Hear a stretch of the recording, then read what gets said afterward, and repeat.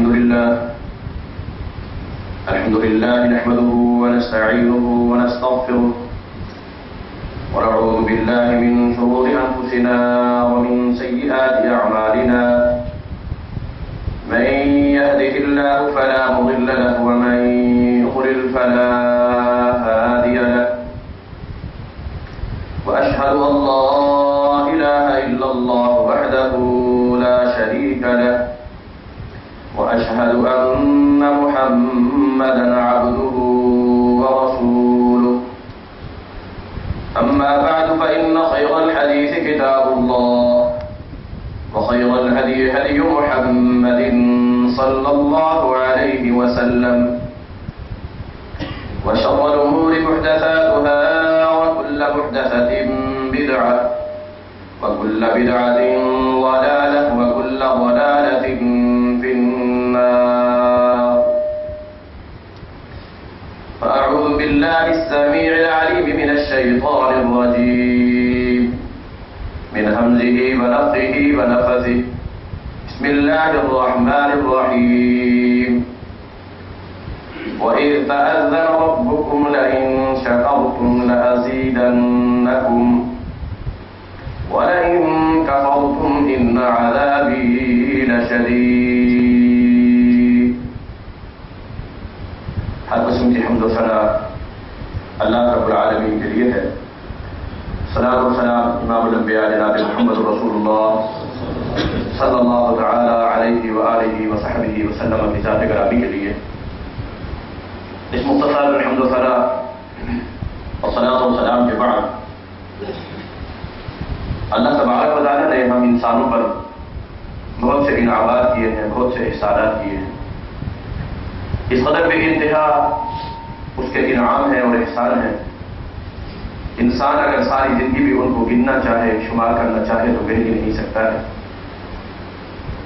اللہ رب العالمین نے خود ارشاد فرمایا ہے ان تعدوا نعمت اللہ لا تحصوها.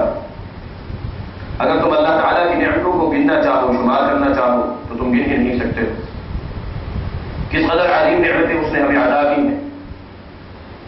ایک ہی سورہ الرحمن میں بار بار فرمایا فَبِأَيِّ آلَاءِ رَبِّكُمَا تُكَذِّبَانِ. اے جن و انس تم اپنے رب کی کون کون سی نعمت کو جھٹلاؤ گے اور اس کا انکار کرو گے. اس قدر بے انتہا نعمتیں کہ أَسْبَغَ عَلَيْكُمْ نِعْمَتُ ظَاهِرَةٌ وَبَاطِنَةٌ. کتنی ظاہری نعمتیں، کتنی باطنی نعمتیں جو تمہیں نظر آتی ہے، محسوس ہوتی ہے، وہ جو تمہیں محسوس بھی نہیں ہوتی. یہ سب اللہ رب العالمین نے عطا کی. مگر ان نعمتوں کے بارے میں اللہ رب العالمین نے جو ہمیں ارشاد فرمایا ہے وہ یہی ہے کہ وَاشْكُرُونِي وَلَا تَكْفُرُونِ. میری ان نعمتوں کے ملنے پر تم میرا شکریہ ادا کرو، ناشکری نہ کرو. میری ان نعمتوں کی قدر کرو، ان کی بے قدری نہ کرو. اور یہی بات اللہ رب العالمین نے برملا طور پر اعلان کر کے فرمایا وَإِذْ تَأَذَّنَ رَبُّكُمْ لَئِن شَكَرْتُمْ لَأَزِيدَنَّكُمْ. لوگوں تمہارے رب کا یہ اعلان ہے اگر تم میری نعمتوں کے ملنے پر میرا شکریہ ادا کرو گے، میری نعمتوں کی قدر کرو گے، میں اپنی طرف سے تمہیں اپنی اور زیادہ نعمتیں عطا کروں گا. وَلَئِن كَفَرْتُمْ. اگر تم نے ناشکری کی اور بے قدری کی ان نعمتوں کی تو پھر سن لو ان عذابی لشدید، میرا عذاب بھی بڑا سخت ہے. اللہ تعالیٰ کی ان نعمتوں میں سے، احسانات میں سے جو ہماری زندگی میں اللہ رب العالمین نے ہمیں عطا کی، ایک بہت بڑی نعمت اور بہت بڑا انعام اور احسان اللہ رب العالمین کا یہ رمضان مبارک کا مہینہ ہے جو اللہ رب العالمین نے ہمیں نصیب کیا. کتنے ہی وہ لوگ جو اس کے آنے سے پہلے اس سے محروم رہے. اللہ رب العالمین کا لاکھ لاکھ شکر ہے، اس نے ہمیں اپنی رحمتوں، برکتوں اور بخششوں کا یہ مہینہ عطا کیا. اور اس نعمت کے ملنے پر بھی ہم کتنا اللہ تعالیٰ کا شکر ادا کریں، حق ادا نہیں ہو سکتا. بہرحال اللہ رب العالمین نے حکم دیا میری نعمتوں کے ملنے پر میرا شکر ادا کرو اور ناشکری نہ کرو. شکر کا ایک معنی قدر کرنا بھی ہوتا ہے کہ جو نعمت اللہ نے عطا کی انسان اس کو غنیمت جانے، جس مقصد کے لیے اللہ نے عطا کی اس مقصد کو پورا کرے اور اس نعمت کی کباہت کو قدر کرے، اسے ضائع نہ کرے، اسے برباد نہ کرے، بے قدری نہ کرے. جس مقصد کے لیے اللہ نے وعدہ کی اس مقصد کو پورا کرے. اگر تو اس مقصد کو پورا کرتا ہے، اپنے مقصد کو انسان حاصل کرتا ہے اور اللہ رب العالمین کی اس نعمت کی قدر کرتے ہوئے اللہ رب العالمین کا انسان شکر بھی ادا کرتا ہے، تو اس کے نتیجے میں اللہ رب العالمین کا وعدہ ہے لَأَزِيدَنَّكُمْ، میں اپنی نعمتیں تمہیں اور زیادہ ادا کر دوں گا. اور اگر انسان اللہ تعالیٰ کی طرف سے ملنے والی اس نعمت کی قدر نہ کرے، بے قدری نہ کرے، جس مقصد کے لیے اللہ نے عطا کی اس مقصد کو انسان پورا نہ کرے اور حاصل نہ کرے، یہاں تک کہ اللہ تبارک و تعالیٰ کا شکر ادا کرنے سے بھی انسان قاصر رہے، تو پھر اللہ رب العالمین نے یہ بھی فرما دیا وَلَئِن كَفَرْتُمْ إِنَّ عَذَابِي لَشَدِيدٌ، اگر تم ناشکری کرو گے، بے قدری کرو گے تو پھر میرا عذاب بھی بڑا سخت ہے. اللہ ہم سب کو محفوظ فرمائے. یہ اللہ تعالیٰ کی رحمتوں برکتوں اور بخششوں کا مہینہ، یہ صرف پورے کا پورا مہینہ ہی عظمت اور فضیلت والا نہیں، بلکہ اس کا ایک ایک لمحہ، ایک ایک ساتھ یہ اللہ رب العالمین کی طرف سے بہت بڑی نعمت ہے ہمارے لیے. دن کا آغاز صبح سے ہوتا ہے، فجر کی نماز سے ہوتا ہے، اور وہ اتنا اہم وقت ہے اللہ رب العالمین نے اس کی قسم اٹھائی ہے کہ وَالْفَجْرِ وَلَيَالٍ عَشْرٍ، اور ایک اور مقام پر فرمایا وَالصُّبْحِ إِذَا تَنَفَّسَ. یہ صبح جب یہ پھوٹتی ہے یہ وہ وقت ہے کہ اس کی اللہ نے قسم اٹھائی ہے. اللہ کسی عام چیز کی قسم نہیں اٹھاتا، اللہ کے نزدیک جو اہم چیز ہو اللہ تعالیٰ اس کی قسم اٹھاتا ہے. اس وقت کی اللہ نے قسم اٹھائی، اور پھر اس وقت کے اندر ایک نماز ہمارے اوپر فرض کی، صبح کی نماز، اور اس قدر وہ اہم نماز ہے. امام الانبیاء جناب محمد رسول اللہ صلی اللہ علیہ وسلم ارشاد فرماتے ہیں من صلی الصبح بجماعۃ فکأنما قام نصف الليل، کہ جو شخص صبح کی نماز جماعت کے ساتھ ادا کرتا ہے گویا کہ اس نے آدھی رات قیام اور عبادت میں گزار دی ہے. آدھی رات. اور اس حدیث کا پہلا حصہ کچھ یوں ہے من صلی العشاء بجماعۃ، کہ جو شخص عشاء کی نماز جماعت سے ادا کرے فکأنما قام نصف الليل، گویا کہ اللہ رب العالمین اس کو آدھی رات، نصف رات کے قیام اور عبادت کے برابر جو ثواب ادا کرتا ہے. اور جو صبح کی نماز بھی جماعت سے پڑھتا ہے فرمایا اللہ اکبر، کہ جو صبح کی نماز جماعت سے پڑھتا ہے اس کو بھی آدھی رات کا اجر اور ثواب عبادت کا ملتا ہے. جو عشاء بھی اور صبح بھی جماعت کے ساتھ دونوں نمازیں پڑھتا ہے اللہ رب العالمین فکأنما قام اللیل کلہ، گویا کہ اس نے ساری رات ہی قیام اور عبادت میں گزار دی ہے. اور یہ نماز جو فرض فجر کی ہے اس میں جب جماعت ہوتی ہے قراءت کی جاتی، قرآن کریم میں اللہ رب العالمین نے ارشاد فرمایا ہے ان قرآن الفجر کان مشہودا، یہ فجر میں جو قرآن پڑھا جاتا ہے تو اس میں اللہ کے ملائکہ اور فرشتے بھی حاضر ہوتے ہیں. اس وقت کے اندر اللہ تعالیٰ کی طرف سے ملائکہ اور فرشتے حاضر ہوتے ہیں. ان خصوصی نماز کو اس کو ادا کرنے کے لیے جو لوگ آتے ہیں وہ ان کے حساب اور کتاب کے لیے نام اعمال کے لکھنے کے لیے آتے ہیں. ایک اور حدیث میں فرمایا یتعاقبون فیکم ملائکۃ باللیل والنہار، صبح بھی شام بھی اللہ تعالیٰ کے ملائکہ پیدل پہ آتے ہیں ایک دوسرے کے پیچھے. جنہوں نے دن کو ڈیوٹی گزارنی ہوتی وہ صبح سے پہلے آ جاتے ہیں، وہ بھی نماز آ کر باجماعت ادا کرتے. وہ نماز تو اپنی جگہ پر ہے فرض نماز، مگر جو اس سے پہلے 2 رکعت سنت کی ہے. اللہ اکبر. امام الانبیاء جناب محمد رسول اللہ صلی اللہ علیہ وسلم فرماتے ہیں رکعت الفجر خیر من الدنیا وما فیہا، کہ فجر کی جو 2 سنتوں والی 2 رکعت ہے یہ دنیا وما فیہا سے زیادہ بہتر ہے، دنیا وما فیہا سے افضل ہے. اللہ اکبر. انسان جب نماز جماعت سے ادا کر لیتا ہے صبح کی، پھر اس کے بعد اگر بیٹھ کر وہ کچھ بیٹھا ہے نماز والی جگہ پر، امام الانبیاء جناب محمد رسول اللہ سب سے چار فرماتے من صلی الصبح وجلس فی مصلی، جو صبح کی نماز پڑھے اور نماز پڑھنے کے بعد اپنی اسی نماز والی جگہ پر بیٹھا رہے. اور ایک روایت میں تو اتنے کر نہیں آیا کہ کوئی بندہ جب کوئی نماز پڑھتا ہے اور نماز پڑھنے کے بعد اپنی نماز والی جگہ پر بیٹھا رہتا ہے ما دام جالسا فی مصلی، جب تک بھی اپنی وہ نماز والی جگہ پر بیٹھا رہتا ہے تصلی لہ الملائکہ، اللہ کے ملائکہ اور فرشتے اس کے لیے رحمت اور مغفرت اور بخشش کی دعا کرتے رہتے ہیں. یہ ہر نماز کے ساتھ اپنی نماز جگہ پر ہمیں تو کام کاج ہوتے ہیں، جلدی نکلنا ہوتا ہے، لیکن وہاں بیٹھ کر جتنی دیر بھی انسان بیٹھا رہے، اللہ کے ملائکہ اور فرشتے اس کے لیے رحمت مغفرت اور بخشش کی دعا کرتے رہتے ہیں۔ اللہ ان کی ڈیوٹی لگا دیتا ہے، میرا یہ بندہ میری عبادت ادا کر کے میرے گھر میں میرے لیے بیٹھا ہوا ہے، اس لیے تم اس کے لیے دعا کرتے چلے جاؤ، میں عطا کر دوں گا۔ صرف یہی نہیں، ملائکہ فرشتے اس کے لیے دعا کر رہے ہیں، ما لم يتکلم او یؤذی اور یحدث، جب تک بے وضو نہ ہو، جب تک دوسرے کے ساتھ کلام نہ کرے، ملائکہ فرشتے اس کے لیے رحمت مغفرت اور بخشش کی دعا کرتے رہتے ہیں۔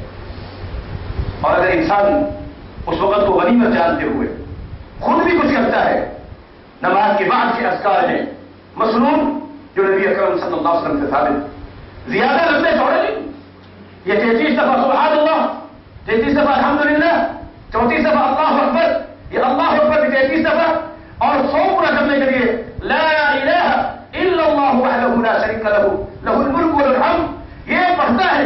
نبی اکرم صلی اللہ علیہ وسلم کی ارشاد فرماتے ہیں کہ محیت عنہ ذنوبہ، اللہ تبارک و تعالیٰ اس کے سارے گناہوں کو معاف فرما دیتا ہے، اس کے گناہوں کو معاف فرما دیتا ہے۔ اگر اسی وقت بیٹھے ہوئے انسان آیت الکرسی پڑھتا ہے، صبح سے لے کر شام تک اللہ تعالیٰ کی نگرانی اور حفاظت میں آ جاتا ہے، اور اللہ تبارک و تعالیٰ اس کو شیطان کے شر سے شام تک کے لیے محفوظ فرما دیتا ہے۔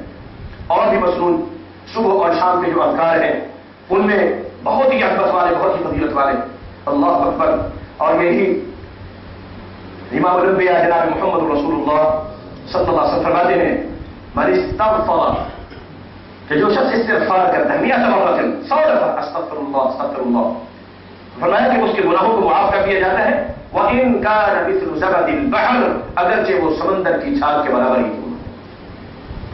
اس وقت کو انسان غنیمت جانے، اور بالخصوص صبح کی نماز کے متعلق فرمایا جو صبح کی نماز پڑھ کر نماز والی جگہ پر بیٹھا رہتا ہے حتی تطلع الشمس، یہاں تک کہ سورج شروع ہو جاتا ہے، اور سورج کے نکلنے کے بعد ثم يقوم فيصلي ركعتين، پھر انسان کھڑا ہوتا ہے اور 2 رکعت نماز پڑھتا ہے، یہ بعد میں 4 بھی آیا ہے، تو فرمایا اللہ اکبر کہ كان له كأجر حجة وعمرة تامة تامة تامة، اللہ تبارک و تعالیٰ ایسے شخص کو پورے پورے پورے حج اور عمرے کا ثواب عطا فرما دیتا ہے، پورے حج اور عمرے کا ثواب اللہ اکبر 3 دفعہ فرمایا۔ یہ تھوڑا سا اللہ تبارک و تعالیٰ کے گھر میں نماز ادا کر کے بیٹھ کر، اور پھر یہ کہ 2 رکعت سورج کے نکلنے کے بعد، دوپہر کا وقت آ جاتا ہے، سورج کے ڈھلنے کا وقت ہے، یہ بھی بڑا اہم وقت، اللہ رب العالمین نے اس وقت بھی ہمیں دنیا کے کام کاج چھوڑ کر اپنے گھر کی طرف بلایا، نماز کا حکم دیا، اپنے الصلاۃ لدلوک الشمس الی غسق اللیل، سورج کے زوال پر، سورج کے ڈھلنے پر آؤ، آ کر نماز کو باجماعت ادا کرو۔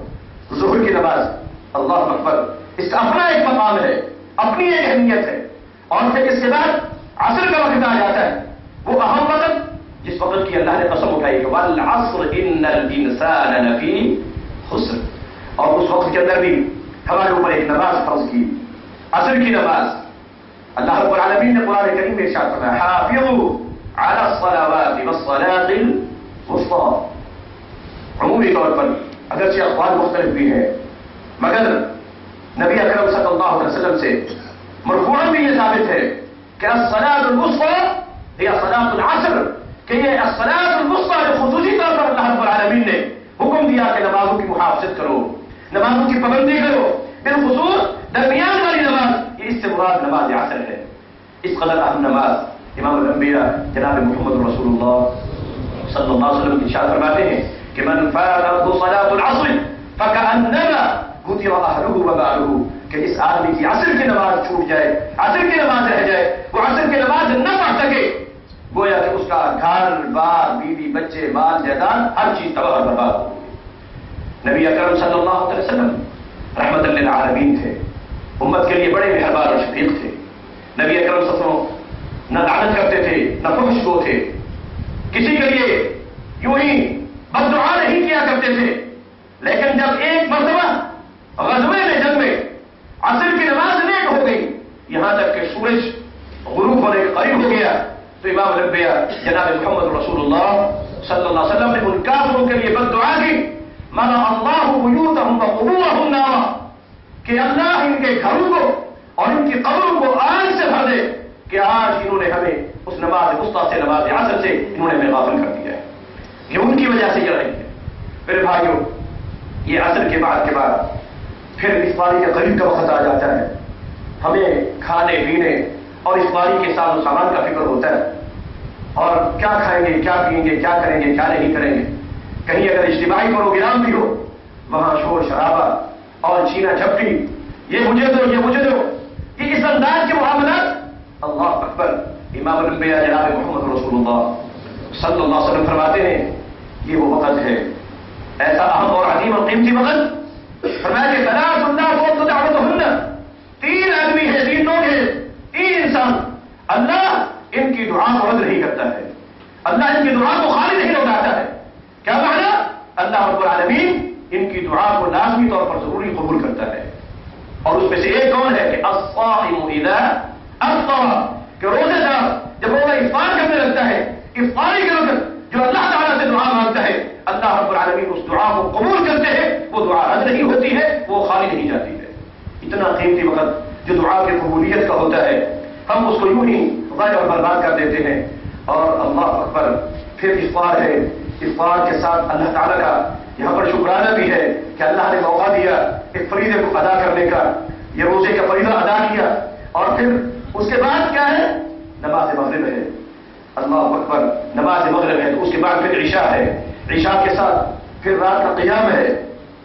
یہ رمضان مبارک کا مہینہ جو عبادتوں کا مہینہ ہے، ایک ایک لمحہ بڑا قیمتی، ایک ایک لمحہ بڑا قیمتی، ایک ایک گھڑی بڑی قیمتی ہے، ایک ایک پل بڑا قیمتی۔ ہمیں چاہیے ہم اس کی قدر کریں، یہ اللہ تعالیٰ کی نعمت ہے، پتہ نہیں زندگی میں اگلا رمضان نصیب ہو یا نہ ہو، اللہ تبارک و تعالیٰ آپ کے موقع دے یا نہ دے، اللہ تعالیٰ نے یہ موقع دیا، اس کو غنیمت جانے، اس کی قدر کرے، اور اس پہ ان عبادات کو ادا کرے جو قرآن اور حدیث نبی اکرم صلی اللہ علیہ وسلم کی سنت سے ثابت ہے۔ دن کے روزے کو نبی اکرم صلی اللہ علیہ وسلم نے چار فرمایا کہ اللہ نے فرض کیا ہے، قرآن میں بھی اللہ نے فرمایا کتب علیکم الصیام کما کتب علی الذین من قبلکم فمن شہد منکم الشہر فلیصمہ، کہ جس آدمی کو یہ مہینہ نصیب ہوتا ہے وہ لازمی طور پر روزے رکھے، بغیر عذر کے، شرعی عذر کے، مجبوری کے، جن کو اللہ نے رخصت دی، اللہ نے چھٹی دی، ان کے علاوہ کسی اور آدمی کو رمضان مبارک کا روزہ چھوڑ دینے کی اجازت نہیں ہے۔ اور اس قدر اہم یہ عبادت اور فریضہ کہ فرمایا کہ من صام رمضان ایمانا واحتسابا غفر له ما تقدم من ذنبه، کہ جو شخص ایمان کی حالت میں، یہ جتنے بھی اعمال ہیں، یہ جتنے بھی فضائل آپ نے سنے، یہ آگے بھی سنے، بہت سے اعمال اور عبادات انسان کو اس وقت تک فائدہ نہیں دیتے اس وقت تک انسان کا ایمان اور عقیدہ توحید صحیح نہ ہو۔ اگر عقیدے میں ذرہ برابر بھی کہیں شرک موجود ہے تو روزہ تو کیا، کسی قسم کی کوئی بھی چھوٹی یا بڑی عبادت اللہ تعالیٰ کے یہاں قابل قبول نہیں ہے، جتنا بھی عمل ہو بڑے سے بڑا ہی کیوں نہ ہو، وہ ضائع اور برباد ہو جاتا ہے۔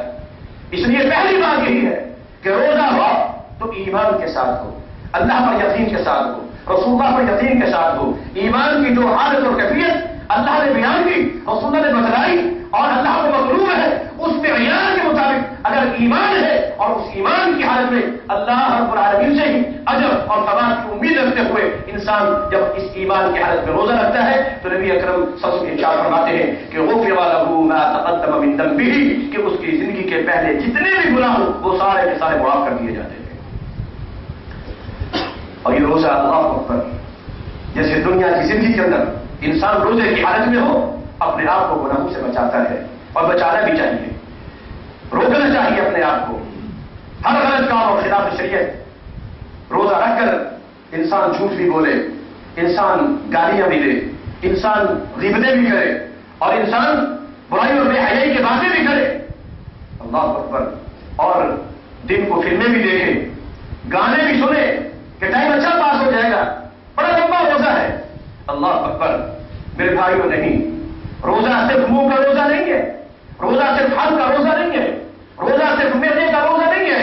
ہم اپنے آپ کو کھانے پینے سے روک لیں، ہاتھوں کا بھی روزہ، کسی ایسی چیز کی طرف ہمارے ہاتھ اٹھ کے نہ جائیں جس سے اللہ اور اس کے رسول نے منع کیا۔ آنکھوں کا بھی روزہ کہ کسی ایسی چیز کی طرف اٹھ کر نہ جائے جن سے اللہ اس کے رسول صلی اللہ علیہ وسلم نے منع کیا.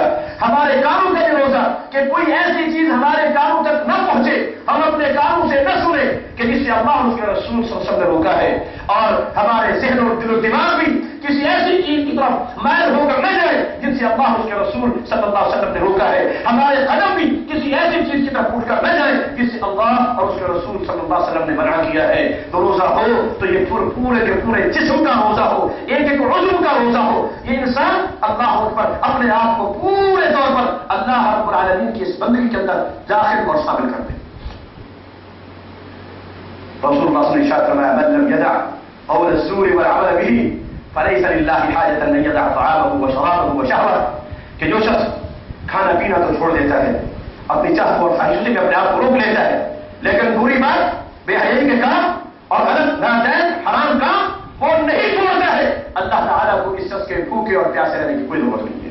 کیا معنی اس کا کوئی روزہ نہیں ہے. اللہ اکبر. دن کا یہ روزہ جن کو انسان کو گناہوں سے روکتا ہے. الصیام جنہ، یہ ڈھال ہے، ڈھال.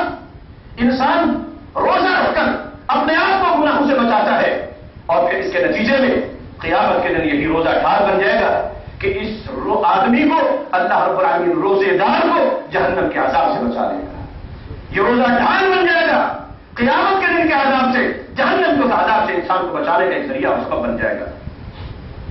رات کا قیام ہے ہمارے یہاں عمومی طور پر بس یہی سمجھا جاتا ہے یہ ایک محض نفلی نماز ہے. میرے بھائیوں، اگرچہ یہ نفلی نماز ہے مگر نبی اکرم صلی اللہ علیہ وسلم نے اس کو بذات خود بھی پابندی کے ساتھ ادا کیا اور اس کے ساتھ ساتھ اس کی ادائیگی کے لیے نبی اکرم صلی اللہ علیہ وسلم نے تلقین بھی فرمائی ہے، اہمیت اور اس کی فضیلت بھی بیان فرمائی ہے کہ من قام رمضان ایمانا واحتسابا غفر له ما تقدم من ذنبه. رات کا یہ جو اوقات و لمحات ہیں، ہم نماز پڑھ کر یہ سمجھتے ہیں کہ کچھ نہ کچھ پڑھ لیں گے.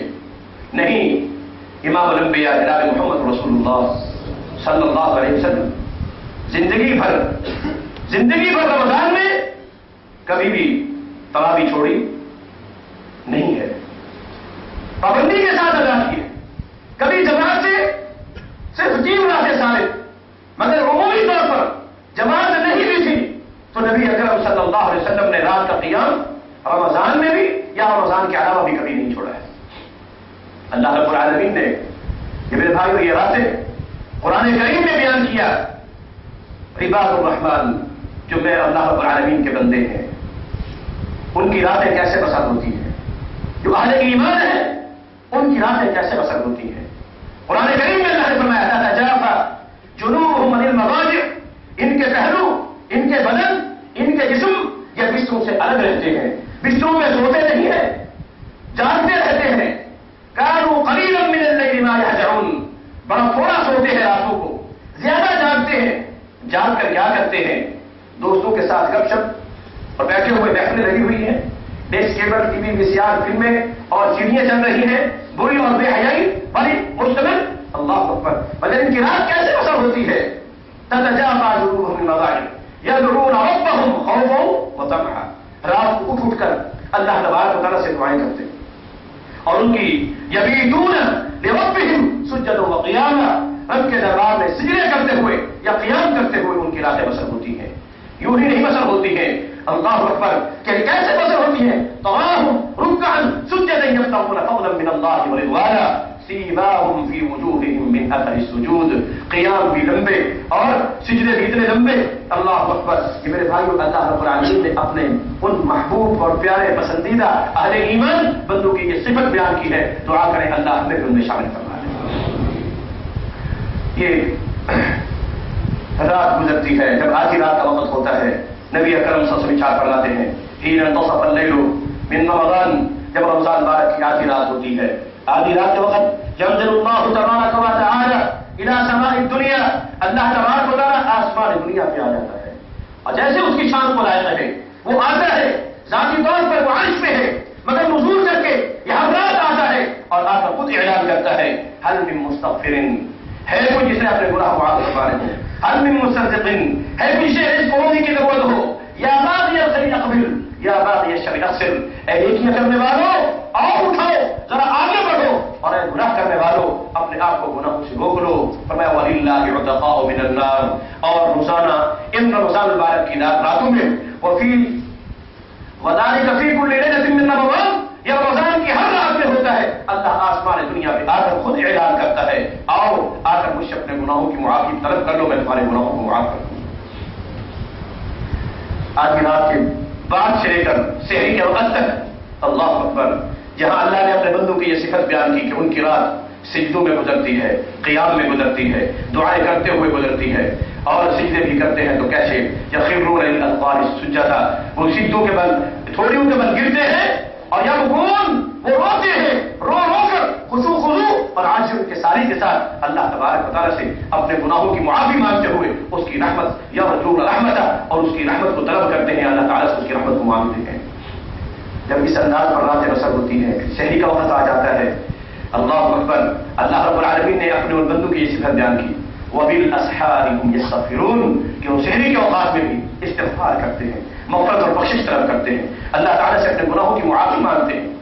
सिर्फ यही नहीं, वल मुस्तग़फ़िरीन बिल अस्हार, सहरी के औक़ात में मेरे भाइयों इतना अजीम और कीमती वक्त होता है, हम आधी रात तक जागते रहते हैं। जब अल्लाह ताला के आसमान दुनिया पे नुज़ूल का वक्त होता है, हम फिर सो जाते हैं। फिर जब सहरी का वक्त आने लगता है, हम सोए हुए होते हैं, उठकर जल्दी जल्दी कुछ थोड़ा बहुत खा पी लिया तो बस ये सहरी कर ली।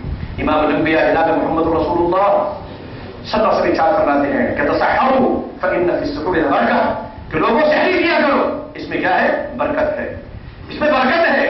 नबी अकरम सल्लल्लाहु अलैहि वसल्लम की सुन्नत के मुताबिक मेरे भाइयों इस रमज़ान मुबारक बसर करने और गुजारने की कोशिश करें।